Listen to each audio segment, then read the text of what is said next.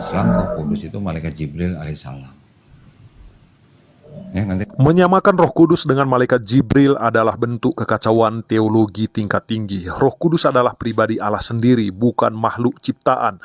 Menurunkan dia jadi sekedar malaikat adalah seperti menyebut raja sebagai pelayan istana. Bukan hanya salah, tetapi penghinaan terhadap kebenaran ilahi. Bagaimana menurut kalian?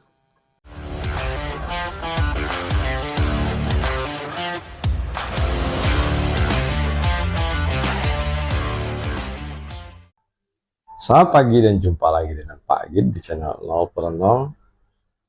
Pembahasan kali ini ya itu tadi ya, yang akan kita bicarakan adalah tentang pembicaraan Dawidan yang menyatakan kalau Roh Kudus itu adalah malaikat Jibril. Nah, dalam di sini umat Kristiani juga mempertanyakan gitu. Karena ini adalah ruang lingkup istilahnya ketauhidan gitu. Yang mempertanyakan, andaikan Roh Kudus itu Jibril itu kan artinya pesuruh ya, pesuruhnya Tuhan untuk menyampaikan wahyu, menyampaikan berita gitu. Dimana kalau di Kristiani itu menyampaikan tentang hamilnya Maryam dan akan melahirkan Yesus. Nah, disitu tentu saja ini kalau dilihat dari sudut pandang Kristiani, ini merusak ketauhidan. Tapi kalau kita lihat dari pandangan Islam, yang dimana memang ada sebagian, tidak semua artinya, ada sebagian umat Muslim yang mengibaratkan kalau Roh Kudus itu adalah Jibril itu karena ada ayat yang menyatakan di situ ada Rohul Kudus. Nah, itu diibaratkan Jibril, tapi nggak semua umat Muslim yang berpendapat seperti demikian gitu. Yang artinya ada sebagian juga yang tentang Nahdlatul Wujud ya. Nahdlatul Wujud itu kalau bahasa Jawa itu tentang manunggaling kaulo Gusti, artinya bersatu Tuhan dengan abdinya. Nah, ini sebetulnya kalau bicara masalah Roh Kudus ya, ini bicara masalah ketauhidan tadi ya. Yang pertama mungkin dari singgung dulu Pak Gid singgung dulu dari pandangan umat Kristiani bahwa Roh Kudus itu atau Roh Kudus itu adalah nama lain dari Tuhan gitu ya. Misalnya Allah Bapa, kemudian Roh Kudus, kemudian firman Tuhan yaitu Yesus gitu. Dalam bentuk istilahnya manifestasi. Itu adalah manifestasi bentuk Tuhan dalam bentuk Tritunggal tentunya. Nah, jadi kalau tadi Donditan menyinggung kalau Roh Kudus itu adalah malaikat Jibril, nah tentu saja umat Kristiani tidak setuju ya kalau bahasa Inggris atau bahasa lainnya tuh Jibril it's Gabriel gitu ya. Kalau Mikael gitu, Michael gitu maksud Pak gitu ya. Mikael tuh Michael karena ini ada perbedaan bahasa gitu. Kalau boleh menganalogikan misalnya David gitu, Abraham, Ibrahim, kemudian Yosef, Yusuf, Moses, Musa dan sebagainya lah gitu. Jadi ada perbedaan-perbedaan bahasa gitu. Dan dimana kalau kita balik lagi ke masalah Roh Kudus, perbedaan masalah perbedaan masalah bahasa ini tentang Roh Kudus itu dibahas oleh Donditan adalah Jibril gitu. Cuman kalau kita lari ke sudut pandang tauhid Islam yaitu Nahdlatul Wujud, itu ada yang namanya Allah gitu dulu.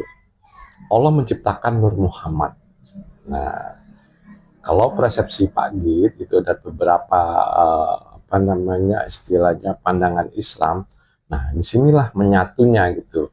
Manunggaling kaulo Gustinya antara Allah dan Nur Muhammad. Jadi kalau boleh dikatakan di sini ya sebetulnya Roh Kudus itu menurut sudut pandang yang lain ya, ini kan tadi Donditan itu memang sebagian seperti itu pandangannya. Nah, ini pandangan Islam yang lain gitu ya, mempelajari tentang ketauhidan yang bukan berdasarkan kitab saja.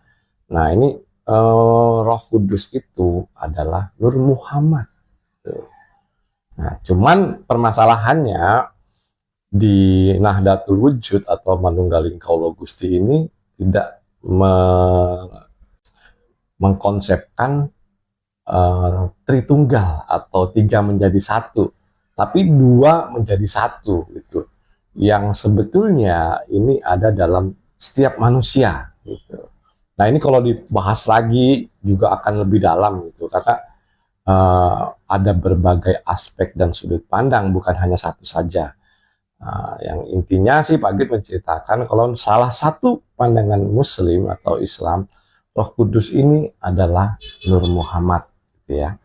Nah, itu sih sebetulnya intinya itu gitu. Cuman penjelasannya ya tadi gitu, tentang Manunggaling Kaulo Gusti atau Nahdlatul Wujud, bersatunya makhluk dengan Tuhannya. Nah, ini kalau dibahas secara dalam lagi, yaitu tentang alam semesta dan lainnya, nah, ini akan memakan waktu yang panjang ya. Dan di sini Don Ditan itu menyatakan hanya sebagian dari umat Muslim ya, bukan berarti pernyataan Don Ditan tadi itu mewakili pernyataan dari semua umat Muslim. Baik teman-teman, kita ambil kesimpulan saja. Masalah Tritunggal atau juga kalau di Islam itu Nahdlatul Wujud, atau kalau di Jawa itu jatuhnya Manunggaling Kaulo Gusti gitu ya. Ini adalah juga masalah keyakinan gitu, yang berdasarkan filosofi, bukan sekedar kitab, tapi udah masuk ke filosofi ya. Artinya kalau kita masuk ke konsep Kristiani ya, yang sebetulnya mirip, cuman di konsep Kristiani itu ada konsep firman yang berbentuk Yesus gitu ya, manifestasinya di Yesus, manifestasi Tuhan. Ya kalau katakan kita nyenggol dikit ke agama lain gitu, misalnya Hindu gitu ya, Trimurti gitu ya, Brahma, Wisnu, Siwa. Nah, ini adalah istilahnya manifestasi dari Tuhan gitu. Jadi bukan wujud Tuhan yang asli gitu.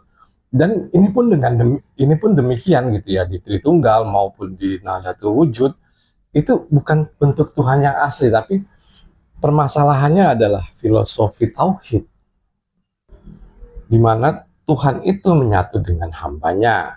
Cuman kalau di umat Kristiani plus firmannya di situ ya, jadi ada Tritunggal. Kalau di konsep Sufi itu adalah Nahdlatul Wujud, atau kalau di Jawa ya balik lagi tadi ke Manunggaling Kaulo Gusti. Nah, ini sebetulnya adalah hasil dari daya pikirnya manusia atau olah pikir dari manusia, ya mungkin dari bertapa gitu, dari nyepi, nah dari itulah menjauhkan diri dari keramaian. Maksudnya ini adalah salah satu perubahan dari nilai peradaban manusia gitu pada saat itu ya, karena konsep-konsep ini ya tentu saja sudah konsep-konsep lama sebelum Masehi lah gitu. Ya kalaupun ada Wujud itu ada di Islam, tapi ya sebelumnya juga sudah ada konsep itu. Nah, ini adalah yaitu hasil tingkat pemikiran olah pikir manusia yang didapatkan dari perubahan peradaban gitu, yang pada prosesnya untuk mencari Tuhan dan mendekatkan diri ke Tuhan. Dan ini memang agak rumit teman-teman kalau tidak didasari dengan filosofi yang kuat gitu ya. Nah, ini konsep ini rumit, dan terjadilah seperti ini, yang artinya sekarang sampai sekarang atau boleh dikatakan konsep Tritunggal itu ya selalu aja dipojokkan gitu oleh kaum Islam gitu ya. Nah, sebetulnya ini nggak perlu dipojokkan, karena itu adalah masalah keyakinan. Kalau dia yakin ya sudah, kalau tidak ya nggak usah. Ini kalau diperdebatkan ya terus nggak ada ujungnya gitu. Kalau menurut Pak Git ya hasilnya seperti itu, dan setahu Pak Git dari Pak Git kecil hingga sekarang sudah tua lah gitu ya. Nah, ini konsepnya nggak selesai-selesai. Dan permasalahannya atau ayat yang digunakan itu saja. Kalau kita hanya menggunakan ayat, ya itu saja. Tapi kalau kita menggunakan daya pikir tadi, perubahan peradaban yang tentang daya pikir olah filsafat dari manusia, dan ini akan berbeda. Dan tentunya harus kita hargailah apapun pendapatnya gitu, karena ini ya balik lagi masalah keyakinan tadi. Menurut Pak Git ini cukup sekian, dan terima kasih.